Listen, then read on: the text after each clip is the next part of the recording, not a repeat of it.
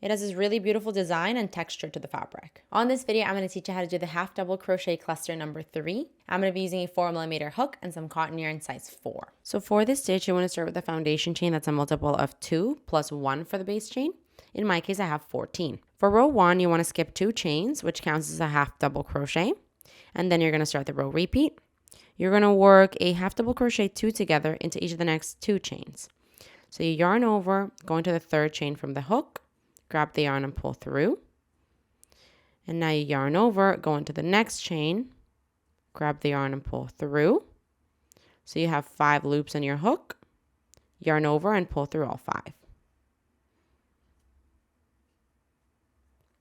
And that's your half double crochet 2 together. And now we're going to chain 1. Now we go back to the beginning of the row repeat. You want to do a half double crochet 2 together into each of the next 2 chains. So into the next chain, yarn over, go in with your hook, grab the yarn, pull through, yarn over, into the next chain, grab the yarn, pull through, 5 loops in your hook, yarn over, pull through all 5. And now we chain 1. And that's the row repeat. You do a half double crochet 2 together into 2 chains and then a chain 1. So do this until you get to the end of the row and I'll see you when you're there. So at the end of the row here, I just did my final repeat and I have 1 chain left. So into that chain, you want to do a half double crochet.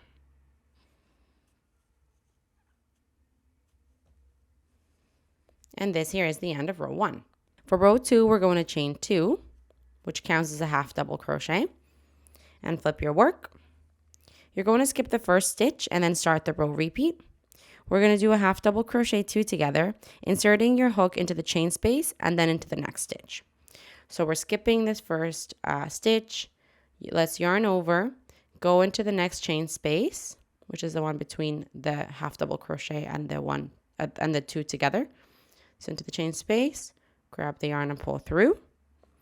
And then we go into the next stitch, which is the half double crochet 2 together. So you yarn over, go into the top of the half double crochet 2 together of the previous row, grab the yarn, pull through, 5 loops in your hook, yarn over, pull through all 5. And that is the half double crochet 2 together. Now we want to chain 1 to finish the row repeat. So we can go back to the beginning of the row repeat. You essentially do a half double crochet 2 together, first going into the chain space and then into the top of the next stitch, and then you chain 1. So let's do that one more time. That was the chain space. This is the top of the half double crochet 2 together, 5 loops in your hook, yarn over, pull through all 5, and then you chain 1.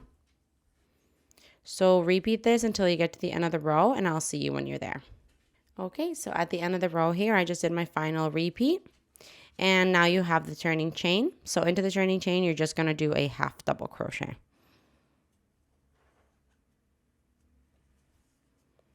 And that there is the end of row 2.